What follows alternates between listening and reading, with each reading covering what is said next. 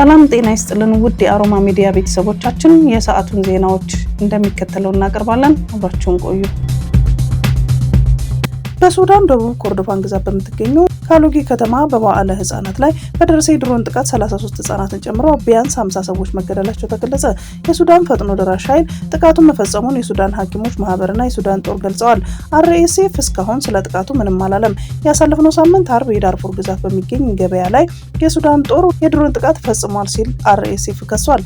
በገበያው አቅራቢያ ማለትም በአድሬ የቻድ ድንበር ላይ የነዳጅ ማከማቻ ይገኛል። ስለ ሁለቱም ጥቃቶች የወጡ ሪፖርቶች በገለልተኛ ወገን ማጣራት አልተቻለም። ላለፉት 2 ዓመታት በሱዳን ጦርና ፈጥኖ ደራሽ ኃይሉ መካከል የቀጠለው ጦርነት ሀገሪቱ ለከፋ ቀውስ ዳርጓታል። ለሱዳን ጦር ቅርበት ያለው የውጭ ጉዳይ ሚኒስቴር እንዳለው መዋለ ህፃናቱ በድሮንና በሚሳኤል 2 ጊዜ ጥቃት ተፈጽሞበታል። እርዳታ ለመስጠት ወደ መዋለ ህፃናቱ ያቀኑ የሕክምና ባለሙያዎችና ንጹሃን ዜጎች ላይም ጥቃት መድረሱን ማስታውቋል። የዩኒሴፍ ቃል አቀባይ ሸልደን ዩት ህፃናት በትምህርት ቤት ሳሉ መግደል ከፍተኛ የልጆች መብት ጥሰት ነው፣ ህፃናት በግጭት ወቅት ኢላማ መደረግ የለባቸውም ሲሉ ጥቃቱን አውግዘዋል። ሁለቱ ወገኖች ይህንን መሰል ጥቃት እንዲያቆሙ ዩኒሴፍ ያሳስባል። ሰብአዊ እርዳታ ባልተገደበና ደህንነቱ በተጠበቀ ሁኔታ እንዲገባ መፈቀድ አለበት በማለት አክለዋል። RSF እንዳለው የሱዳን ጦር በአድሬ የድንበር መተላለፊያ ላይ ጥቃት የፈጸመው አካባቢ የሰብአዊ እርዳታና የሸቀጥ መተላለፊያ ስለሆነ ነው።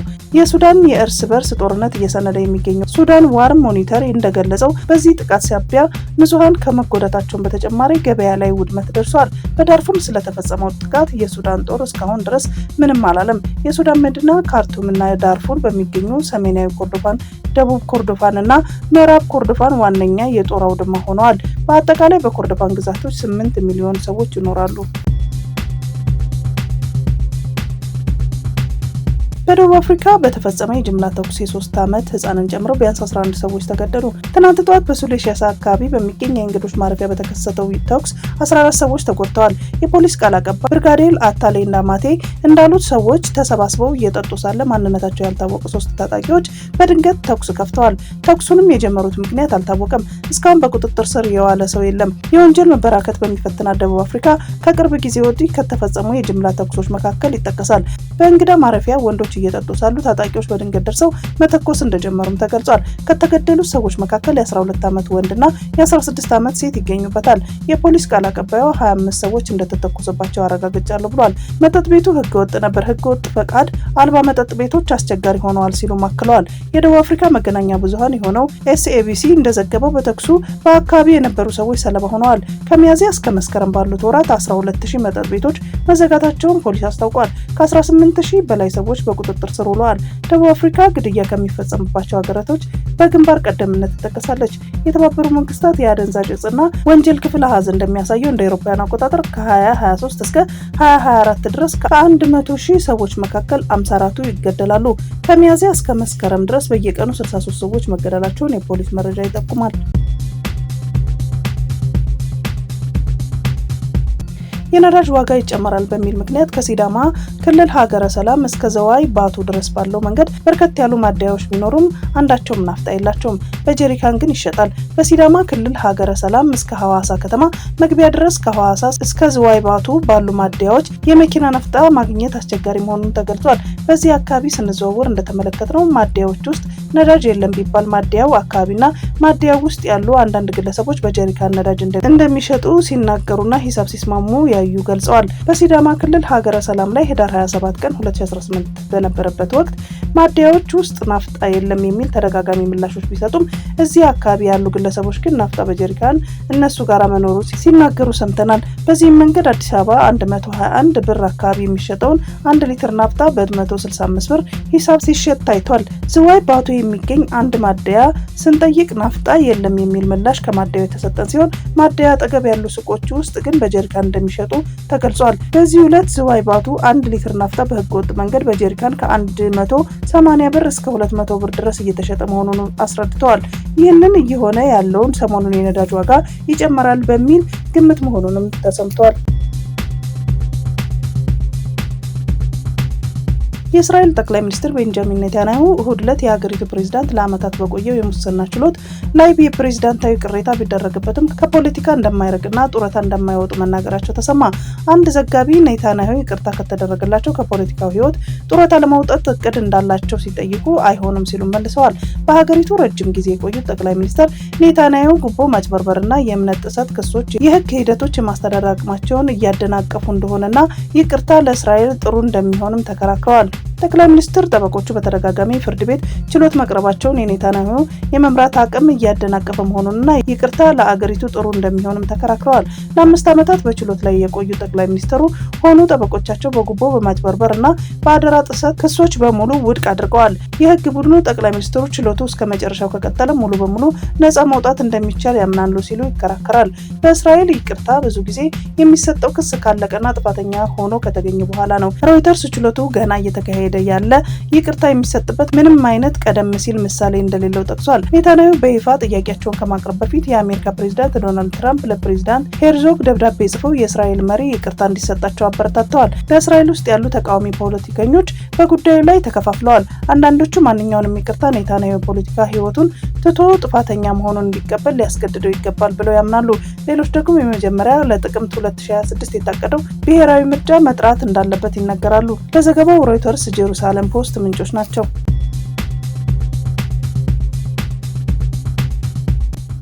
ዶናልድ ትራምፕ የፊፋን የሰላም ሽልማት ለኔ ይገባል ብለው ወሰዱ።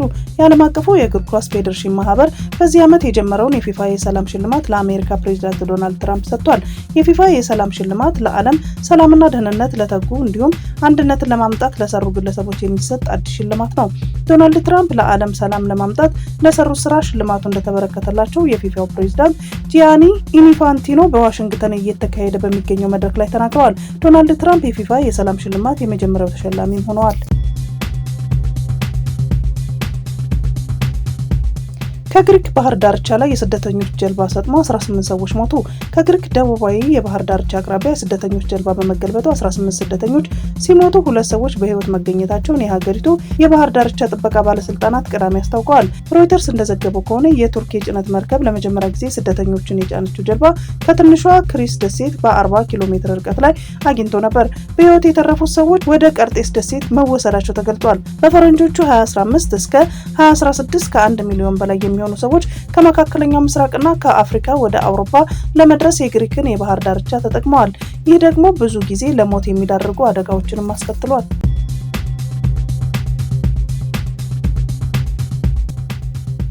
አሜሪካ በሁለቱም የሱዳን ተፋላሚዎች ላይ መጠነ ሰፊ ማዕቀብ ለመጣል ማቀዷ ተሰማ። በሱዳን ተኩስ አቁም እንዲደረግ አሜሪካ እያደረገች ያለችውን ጥረት ሊሳካ ባለመቻሉ በሁለት ተፋላሚዎች ላይ ጠንካራ ማዕቀብ ልትጥል መሆኑን ዘጋርዲያን ዘግቧል። እንደ ዘገባው ፕሬዝዳንት ትራምፕ በሱዳን ያለውን ጦርነት እንዲያበቃ የሚሰሩ መሆኑን ካሳወቁ በኋላ አማካሪያቸው ማሳድ ብሉስን ቢልኩም የረባ ውጤት ሊያገኙ አልቻሉም። አንድ ዲፕሎማት ለጋዜጣው ሲናገር ማሳድ ብሉስ ሁለቱ ተፋላሚዎች ባነጋገሩበት ወቅት ተኩስ አቁም ካላደረጉ መጠነ ሰፊ ማዕቀብ ቅጣት እንደሚከተላቸውም ገልጸዋል። የተኩስ አቁም ጥያቄው በአራትዮሽ አደራዳሪዎች ማለትም አሜሪካ፣ ግብጽ፣ ሳውዲ አረቢያና በተባበሩት አረብ ኤሚሬትስ የተዘጋጀ የሰላም ስምምነት ላይ የተተካ መሆኑን የጠቀሰው ዘገባው በዚህ ላይ የጄኔራል ደጋሎ ኃይል እንዲስማማ ካስታወቀ በኋላ ውጊያው እንደቀጠለበት አስረድቷል። የጄኔራል አልቡርሃን ጦር ግን እቅዱን ፈጽሞ እንደማይቀበለው ማስታወቁን አውስቷል። ይህ የሚያሳየው ሁለቱ ተፋላሚዎች ጦርነቱን ለማቆም ፈቃደኝነት እንደሌላቸው በመሆኑ የአሜሪካ ጠንካራ ማዕቀብ ለመጣል እየተዘጋጀች መሆኑን ዘገባው አስታውቋል። ይህ በእንዲህ እንዳለ ኖርዌይ በበኩሏ የሱዳን የሰላም ንግግር እያዘጋጀች መሆኑን ገልጿል። የኖርዌይ ምክትል የውጭ ጉዳይ ሚኒስትር በዚህ ጉዳይ ላይ ለመነጋገር ባለፈው ሳምንት ፖርቱ ሱዳን መሄዳቸውን ያወሳው ዘገባው በዚያም ለጄኔራል አልቡርሃን ተኩስ አቁም የግድ መደረግ አለበት የሚል ማሳሰቢያ መስጠታቸውንም አስረድተዋል። በኖርዌይ በሚቀጥሉት ሳምንታት በሱዳን ሰላማዊ የስልጣን ሽግግር መደረግ በሚቻልበት ሁኔታ ላይ አንድ ስብሰባ የሚከናወን ሲሆን በስብሰባው ላይ የተለያዩ የሱዳን ሲቪል ሶሳይቲ አባላት ይመክራሉ ተብሎ ይጠበቃል።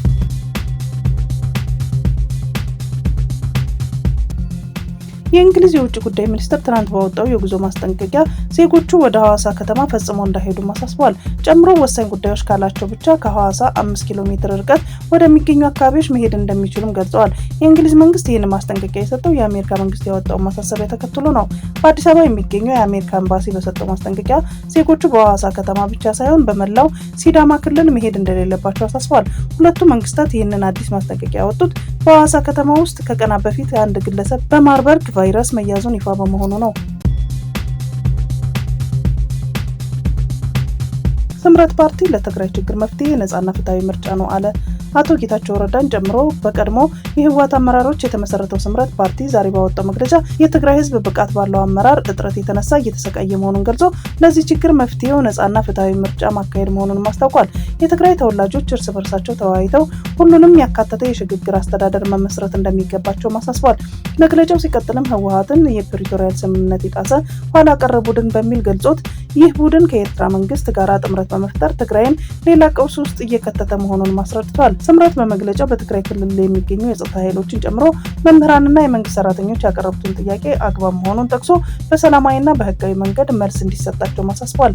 የፌዴራል መንግስቱ ደግሞ በጀትና መሰረታዊ ሸቀጦችን ከማገድ ይልቅ የተፈጥሮ ችግርን በሰላማዊ መንገድ እንዲፈታው ጥሪ አቅርቧል።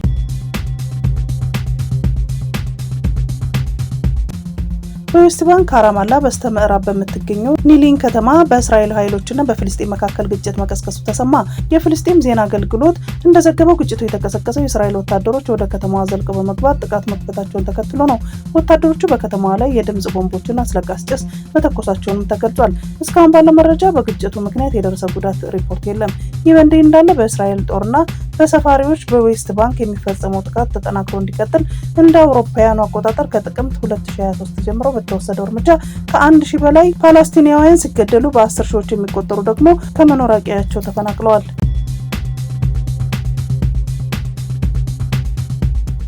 የቀድሞ የሰላም ሚኒስትር ዴኤታና የኦሮሚያ ምክር ቤት አባል አቶ ታዬ ደንዳ ጥፋተኛ በተባሉበት ክስ የ7 ዓመት ከ2 ወር እስራት ተፈረደባቸው። አቶ ታዬ አርብ ህዳር 26 2018 ዓ.ም የቅጣት ውሳኔ የተላለፈባቸው በፌዴራል ከፍተኛ ፍርድ ቤት ልደታ ምድብ አንደኛ የህገ መንግስትና በህገ መንግስት ላይ በሚፈጸሙ ወንጀሎች ችሎት ጥፋተኛ በተባሉበት ህገወጥ የጦር መሳሪያ ይዞ በመገኘት ነው። የመንግስት ከፍተኛ ባለስልጣናትና የክልል ምክር ቤት አባል የነበሩት አቶ ታዬ ህገወጥ የጦር መሳሪያ ይዞ በመገኘት እንዲሁም ፍቃድ ሳይኖራቸው በቤታቸው ውስጥ አንድ ታጣፊ ክላሽንኮቭ ጠመንጃ ከ60 ጥይቶች ጋር ተገኝቷል በሚል ክስ ቀርቦባቸው ነበር። የአቶ ታዬ ጠበቃም መስማት የነበረባቸው 3 የመከላከያ ምስክሮች ነበሩ። እነርሱም ሳይሰሙ ቀርተዋል። የፍርድ ቤቱ ውሳኔ እናከብራለን፣ ነገር ግን ቅሬታዎች አሉን ሲሉ ለቢቢሲ አፋን ኦሮሞ ተናግረዋል። በአፍሪካዊቷ ቤኒን የተሞከረው መፈንቅለ መንግስት መክሸፉ ተነገረ። የአፍሪካ ህብረትና የምዕራብ አፍሪካ ሀገራት የኢኮኖሚ ማህበረሰብ ቤኒን የተሞከረው መፈንቅለ መንግስት በጥብቅና በማያሻማ ሁኔታ አወገዙ።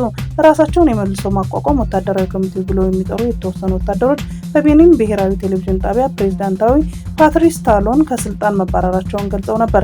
የአፍሪካ ህብረትና የምዕራብ አፍሪካ ሀገራት የኢኮኖሚ ማህበረሰብ ወይም ኢኮዋስ በቤኒን የተሞከረው መፈንቅለ መንግስት በጥብቅና በማያሻማ ሁኔታ አወገዙ። የሁለቱ ተቋማት ውግዘት የተሰማው ራሳቸውን የመልሶ ማቋቋም ወታደራዊ ኮሚቴ ብለው የሚጠሩ የተወሰኑ ወታደሮች በቤኒን ብሔራዊ ቴሌቪዥን ጣቢያ ፕሬዝዳንት ፓትሪስ ታሎን ከስልጣን መባረራቸውን ከገለጹ በኋላ ነው። የአፍሪካ ህብረት ኮሚሽን ሊቀመንበር መሐመድ አሊ የሱፍ በመፈንቅለ መንግስት ሙከራ የተሳተፉ 2 ተዋናዮች በአፋጣኝ ሁሉም ህገወጥ ድርጊቶች እንዲቆሙና ያለመዘግየት ወደ ህጋዊ የጦር ሰፈሮቻቸውና ሙያ ግዴታዎቻቸው እንዲመለሱ አሳስበዋል። የቤኒን መንግስት ለሰዓታት የዘለቀው መፈንቅለ መንግስት እንዳከሸፈ ዘግየት ብሎ አስታውቋል። የመፈንቅለ ሙከራው መክሸፉን የገለጹት የቤኒን ሀገር ውስጥ ጉዳይ ሚኒስትር አላሳኔ ሴይዶ በቪዲዮ ባስተላለፉት መልእክት ወታደሮቹ መንግስትና ተቋማቱን ለማተራመስ አመጽ እንደጀመሩም ከሰዋል። የቤኒን ጦር ለሪፐብሊካኑ አሁንም ታማኝ እንደሆነ የቤኒን የሀገር ውስጥ ጉዳይ ሚኒስትር አላሳኔ ሴይዶ ገልጸዋል። የኮቶኑ የጥጥ ንጉስ በሚል ቅጽል ስማቸው የሚታወቁት የ67 ዓመቱ የቤኒን ፕሬዝዳንት ፓትሪስ ታሎን በመጪው ሚያዝያ ስልጣን ያስረክባሉ ተብሎ ይጠበቃል። በጅንካ በተከሰተው የማርበርግ ቫይረስ ስርጭት ምክንያት ተጥሎ የነበረውን የህዝብ ማመላለሻ ተሽከርካሪዎች እንቅስቃሴ ክልከላ መነሳቱን የአሪዞን መንግስት ኮሚኒኬሽን ኃላፊ አቶ ደመላሽ አቦነሃስ ተናግረዋል። ለክልከላው መነሳት ምክንያት የሆነው አሁናዊ የማርበርግ ቫይረስ ስርጭት መቀነስና በትራንስፖርት መቋረጥ ምክንያት ህብረተሰቡ የዕለት ተዕለት እንቅስቃሴ ላይ ከፍተኛ ጫና እያሳደረ መምጣቱን የዞኑ ግብረ ኃይል ከገመገመ በኋላ መሆኑን ገልጸዋል። በመሆኑም በቀን 27 2018 ዓ.ም ጀምሮ ክልከላው እንዲነሳ መወሰኑን የገለጹት ኃላፊው ጉዞዎቹ ግን ከወትሮ በተለየ በጥንቃቄ መሆን እንዳለባቸውና በየመናኸሪያው የሚደረጉ የግንዛቤ ማስጨበጫና የጥንቃቄ ሂደቶች ተጠናክረው እንደሚቀጥሉም ተናግረዋል። ህብረተሰቡና የተሽከርካሪ ባለንብረቶችም ይህንን በመረዳት አስፈላጊውን ጥንቃቄ እንዲያደርጉም አቶ ደመላሽ አሳስበዋል። ሐሙስ ህዳር 25 ቀን 2018 ዓ.ም የጀመረው የትግራይ ክልላዊ ጊዜያዊ አስተዳደር ፕሬዝዳንት ጽሕፈት ቤት የትግራይ ቴሌቪዥንና ሬዲዮ፣ ድምጸ ወያኔ ቴሌቪዥንና ሬዲዮ እንዲሁም 104.4 የመቀሌ ኤፍኤም የመክበብና የመቆጣጠር ድርጊት ማብቃቱን ተመላክቷል። የተጠቀሱት ቦታዎች ላይ የነበሩ የትግራይ ኃይል ታጣቂዎች ቅዳሜ ህዳር 27 ቀን 2018 ዓ.ም ወደ የምድብ ቦታቸው እያመሩ እንደሚገኙ ተገልጿል። ህዳር 24 ቀን 2018 ዓ.ም ከፌዴራል መንግስት የማህበራዊ ጉዳይ ሚኒስቴር ከፍተኛ የስራ ኃላፊዎች ጋር በመሆን በመቀሌ ዓለም አቀፍ የአካል ጉዳተኞች ቀን ሲያከብሩ የታዩ ሌተናል ጄኔራል ታደሰ ወረደ ላለፉት 3 ቀናት ድምጻቸው አልተሰማም፣ እዚህ ነው ተብሎም አልተነገረም። ታጣቂዎቹ የበላይ መሪዎቻቸውን ከትግራይ ጊዜያዊ አስተዳደር የስራ ኃላፊዎቻቸው ጋር ያካሄዱት ውይይት መግባባት ላይ በመድረሱ ወደ ምድብ ቦታቸው መመለስ መቻላቸውን እየተናገሩ ነው። መግባባት የተደረሰባቸው ነጥቦች ምን እንደሆኑም የታወቀ ነገር የለም።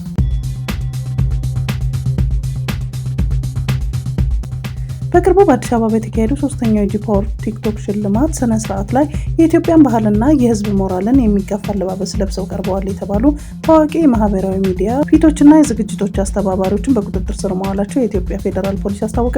ፖሊስ ባወጣው መግለጫ እንዳመለከተው በዝግጅቱ ላይ የተስተዋለው አለባበስ ከኢትዮጵያ ህዝብ ባህልና ስነ ምግባር ያፈነገጠ እንዲሁም ሰውነትን በዝርዝር የሚያሳይ አስነዋሪ ድርጊት ነው።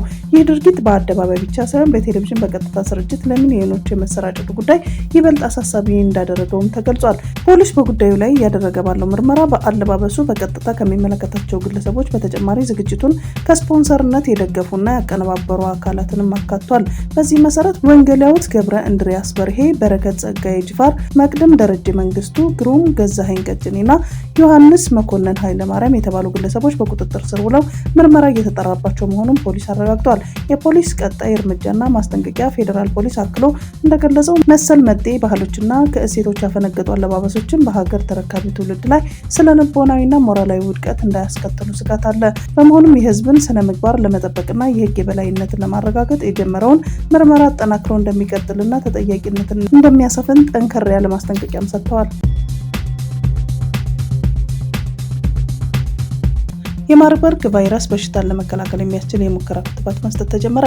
የማርበርግ ቫይረስ በሽታው የሙከራ ክትባት በደቡብ ኢትዮጵያና ሲዳማ ክልል በተመረጡ አካባቢዎች ለፈቃደኛ የሙከራ ተሳታፊዎች መስጠት ተጀምሯል። ክትባቱ በዓለም ዙሪያ በተደረጉ ቅድመ ጥናቶች ደህንነቱ የተረጋገጠ ሲሆን ከ1 ዓመት በፊት በሩዋንዳ በተከሰተው ተመሳሳይ የማርበርግ በሽታ ጥቅም ላይ ውሎ በሽታውን ለመከላከል ተስፋ ሰጪ ውጤቶችን አሳይቷል። ክትባቱ በቅድሚያ ተጋላጭ ለሆኑ ጤና ባለሙያዎች እንዲሁም በቫይረሱ ተይዘው ከነበሩ ሰዎች ጋር ግንኙነት ለነበራቸው በፈቃደኝነት ለሙከራ ጥናቱ ተሳታፊዎች የሚሰጥ ሲሆን ሂደቱም በዓለም ጤና ድርጅትና በኢትዮጵያ የምግብና መድኃኒት ባለስልጣናት መመሪያዎች መሰረት ደረጃውን ጠብቆ ይከናወናል።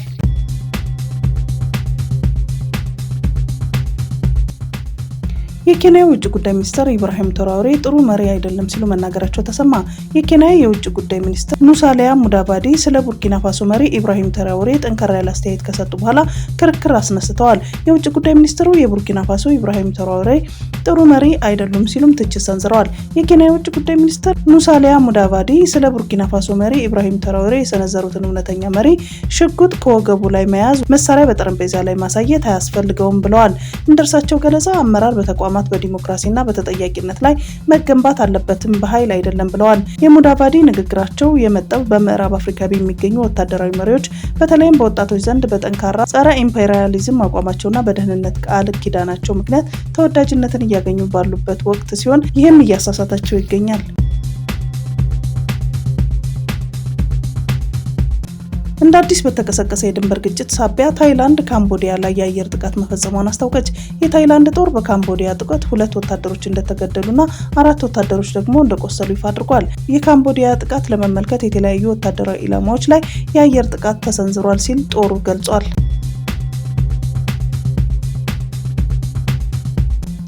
አምስተኛው የትምህርት ጉባኤ በቱርክ ዋና ከተማ ኢስታንቡል ተካሄደ። የመክፈቻ ንግግር ያደረጉት የቱርክ ቀዳማዊ እመቤት ኢሚኒ ኤርዶጋን የግሎባል ኤዱኬሽን ሞኒተሪንግ ሪፖርት ዋቢ በማድረግ እንደገለጹት በዓለም ላይ 251 ሚሊዮን ህጻናትና ወጣቶች ከትምህርት ገበታ ርቀዋል። ከነዚህም ውስጥ 33% የሚሆኑ በደሃ ሀገራት የሚገኙ ሲሆኑ 3% የሚሆኑት ደግሞ በበለጸጉ ሀገራት የሚገኙ ናቸው። ቀዳማዊት እመቤት በመሆኑ የሰብአዊነት መረዳት፣ ቁስል ማከምና ጨለማን ማጥፋት ያስፈልጋል ብለዋል። ይህቺ ውብ ዓለም የተፈጠረችው በትምህርት መሆኑን ማወቅ አለብንም ነው ያሉት። ከ130 ሺህ በላይ መምህራን በነፃ የመኖሪያ ቤት መስሪያ ቦታ አገኙ። ከ2008 ዓ.ም ጀምሮ በተለያዩ ክልሎች የሚገኙ ከ130 ሺህ በላይ መምህራን የመኖሪያ ቤት ቦታ በነፃ ማግኘታቸውን የኢትዮጵያ መምህራን ማህበር ምክትል ፕሬዝዳንት ሽመልስ አበበ ገለጹ። ምክትል ፕሬዝዳንቱ ለጋዜጣ ፕላስ እንደገለጹት መምህራን በማህበር ከተደራጁና መስፈርቱን ካሟሉ ለመኖሪያ ቤት መስሪያ ቦታ ክፍያ አይጠየቁም። በዚህም ከ2008 ዓ.ም ጀምሮ በትግራይ፣ በአማራ፣ በኦሮሚያና በደቡብ ክልል ከ130 ሺህ በላይ መምህራን የመኖሪያ ቤት መስሪያ ቦታ በነፃ ማግኘታቸውን አስታውቀዋል። በተጨማሪም በአዲስ አበባ ከ5000 በላይ መምህራን የመኖሪያ ቤት ኮንዶሚኒየም ተሰጥቷቸው በስማቸው እየተዛወረ ነው ብለዋል። መምህራን ከተሰጣቸው ተልዕኮና ካለባቸው ኃላፊነት አንጻር የተሰራው ስራ በቂ ባለመሆኑ በቀጣይ ጥያቄዎቻቸውን ለመፍታት ጥረት እያደረግን ነው ብለዋል። ፕሬዝዳንት ዘለንስኪ በአሜሪካ የሚደግፈውን የሰላም ስምምነት ለመፈረም ዝግጁ አይደሉም ተባለ። የአሜሪካ ፕሬዝዳንትና የሪፐብሊካን እጩ ዶናልድ ትራምፕ የዩክሬን ፕሬዝዳንት ቮሎዲሚር ዘለንስኪ በሁለት ሀገራት መካከል ያለውን ጦርነት ለማስቆም በአሜሪካ አስተዳደር የቀረበውን የሰላም ስምምነት ለመፈረም ዝግጁ አይደሉም የሚል አቋም መያዛቸውን ገለጹ።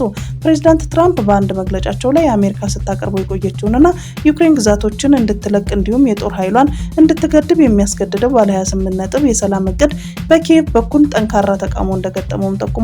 የዩክሬኑ ፕሬዝዳንት ዘለንስኪ በበኩላቸው የሰላም ስምምነቱ ሀገሪቱ ክብሯን እንድታጣ ወይም ደግሞ ቁልፍ አጋሯን አሜሪካን የመንጠቅ አደጋ ውስጥ እንድትወድቅ የሚያደርግ እጅግ ከባድ ምርጫ እንደገጠማት ከዚህ ቀደም መግለጻቸው ይታወሳል። ፕሬዝዳንት ትራምፕ ጦርነቱ በ48 ሰዓታት ውስጥ የማስቆም ፍላጎት እንዳላቸው ሲገልጹ የቆዩ ሲሆን አሁን ደግሞ የሰላም ስምምነቱ ተግባራዊ የሚሆንበት የጊዜ ገደብ አስቀምጠው እንደነበረ ሪፖርቶች ያመለክታሉ። የዩክሬንና የአውሮፓ መሪዎች ግን ይህንን እቅድ የእጅ መስጠት እቅድ ሲሉ ተችተውታል። ትራምፕ በድጋሚ ተመርጠው ወደ ስልጣን የሚመጡ ከሆነ ለዩክሬን የሚደረገው ወታደራዊና የስለላ ድጋፍ ሊቋረጥ እንደሚችል የአሜሪካ ባለስልጣናት ፍንጭ መስጠታቸውን የዘለንስኪ ውሳኔ የበለጠ አወዛጋቢ አድርጎታል ያለው መናኸሪያ ኤፍኤም ነው። ኢትዮጵያ የተመድ የሰብአዊ መብቶች ምክር ቤት ቢሮ ምክትል ፕሬዝዳንት ሆና ተመረጠች። ኢትዮጵያ የተባበሩት መንግስታት ድርጅት የሰብአዊ መብቶች ምክር ቤት ቢሮ ምክትል ፕሬዝዳንትና የቢሮ አባል በመሆን በስምምነት ተመርጣለች። ኢትዮጵያ የቢሮ ምክትል ፕሬዝዳንት ሆና የተመረጠችው በጄኔቫ ስዊዘርላንድ በተካሄደው ምክር ቤቱ ድርጅታዊ ስብሰባ ላይ ነው። ኢትዮጵያ የአፍሪካ ቡድንን በመወከል ለ1 ዓመት ያህል በዚህ የመሪነት ሚና እንደምታገለግልም ተጠቁሟል። ኢትዮጵያ መመረጧን ተከትሎ በተባበሩት መንግስታት ድርጅት የኢትዮጵያ ቋሚ መልእክተኛ አምባሳደር ጸጋብ ክበበው ደካና በስዊዘርላንድ የሚገኙ ሌሎች ዓለም አቀፍ ድርጅቶች የቢሮ ምክትል ፕሬዝዳንት ሆነው እንደሚያገለግሉ የውጭ ጉዳይ ሚኒስቴር አመላክቷል። የስዊድን መንግስት ለኤርትራ ኦርቶዶክስ ተዋሕዶ ቤተክርስቲያን የሚሰጠውን የገንዘብ ድጋፍ ለማቆም ወሰነ። የስዊድን ጋዜጦች እንደዘገቡት ይህንን ውሳኔ ያሳለፈው የስዊድን የደህንነት ፖሊሲ ነው። እንደ ዘገባዎቹ ከሆነ በስዊድን የሚገኝ የኤርትራ ኦርቶዶክስ ቤተክርስቲያን በአስመራ ከሚገኘው መንግስት ጋር በቀጥታ ግንኙነት እንዳለው በምርመራ ተደርሶበታል። በምርመራው ቤተክርስቲያኑ በስዊድን በሚገኙ ኤርትራውያን ዲያስፖራዎች ላይ ጫና ሲያደርግ መቆየቱን የሚገልጽ መረጃ መገኘቱን የገለጹት ዘገባዎቹ በዚህ የኤርትራ መንግስት ተቃዋሚ በሆኑ ላይ የማስፈራራት የማዋከብና የመከታተል ስራዎችን እንደሚፈጽም አስታውቀዋል። በመሆኑም በቤተ ክርስቲያኑ ውስጥ የግለሰቦችን ነጻነትና መብት የሚጥሱ ድርጊቶችን ፈጽሟል በሚል የሚደረግለትን ድጋፍ እንዲቋረጥ ትዕዛዝ ሰጥቷል። ድጋፉ የሚደረገው ስዊዲሽ ኤጀንሲ ፎር ስፖርት ቱ ሪሊጂየስ ኮሚኒቲስ በተሰኘው ተቋም አማካኝነት ነበር። በውሳኔ መሰረት ከሚቀጥለው ዓመት ጀምሮ በስዊድን ለሚገኝ የኤርትራ ኦርቶዶክስ ቤተክርስቲያን የሚደረገው የገንዘብ ድጋፍ ይቆማል። ድጋፉ 800,000 ክሮነር እንደነበረም ዘገባዎች አስታውሰዋል። በጣሊያን ሮም እየተካሄደ ባለው የዓለም ምግብና እርሻ ድርጅት ስብሰባ ላይ የኢትዮጵያና የግብጽ ተወካዮች የቃላት ልውውጥ ማድረጋቸው ተሰማ። በውሃ አጠቃቀም ላይ ባተኮረው በዚህ ስብሰባ ላይ የፋኦ ዋና ስራ አስፈጻሚ፣ የአውሮፓ ህብረትና የአፍሪካ ሀገራት ከፍተኛ ባለስልጣናት መገኘታቸው ተገልጿል። በስብሰባው ላይ የኢትዮጵያ ተወካዩ መንግስታችን ከግብጽ ጋር በማንኛውም ጊዜ ድርድሩን ለመቀጠል ዝግጁ ነው፣ ግብጽ ለድርድር በሯን ክፍት ስታደርግ በደስታ እንቀበላታለን በማለት ንግግር አድርገው ነበር። ይህን ተከትሎ በጣሊያን የግብጽ አምባሳደር በሰጡት ምላሽ እናንተ የምትፈልጉት ማለቂያ የሌለው ድርድርና ያለምንም ውጤት ጊዜ መፍጀት ነው። የአባይ ወንዝን ከመቆጣጠር ቅዠታችሁ ልትነቁ ይገባል ብለዋል። ጨምሮም ሀገራቸው ከ10 ዓመታት በላይ በህዳሴው ግድብ ላይ ህጋዊና አሳሪ ስምምነት ላይ እንዲደርስ ድርድር ማድረጓን ገልጸው የአዲስ አበባ መንግስት ግን ለመስማማት ፈቃደኛ ሳይሆን መቅረቱን አስታውቋል። አምባሳደሩ የአባይ ውሃ ለግብጽ የህልውና ጉዳይ መሆኑን አንስተው የኢትዮጵያ እርምጃ ግን የአካባቢን መረጋጋትና ደህንነት አደጋ ላይ የሚጥል እንደሆነ ማስረዳታቸውንም አህራም ኒውስ ዘግቧል።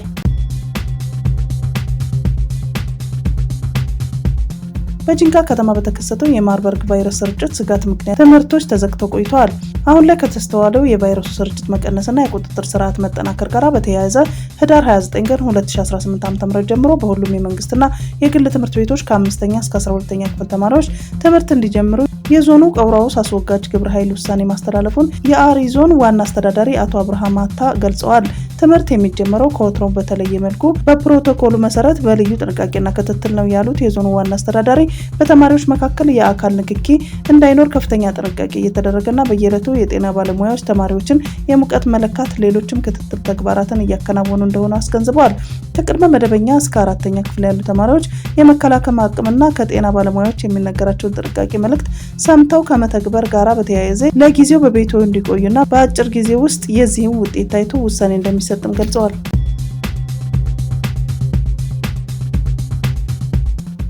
የሶማሊያዋ ጁባላንድ ራስ ገዝ ራሷን የቻለች መንግስት ለመሆን የሽግግር ሂደት መጀመሯን አስታወቀች። የጁባላንድ ግዛት ፓርላማ ትናንት ባደረገው የግዛቲቱ ህገ መንግስት ማሻሻያ ግዛቲቱ የሶማሊያ ፌዴራል ግዛት መሆኗን የሚጠቅሱ አንቀጾችን በሙሉ ከህገ መንግስቱ ላይ አስወጥቷል። ግዛቲቷ ከእንዲህ የጁባላንድ ፌዴራል ግዛት መባሏ ቀርቶ የጁባላንድ መንግስት ተብላ እንድትጠራ ፓርላማው ወስኗል።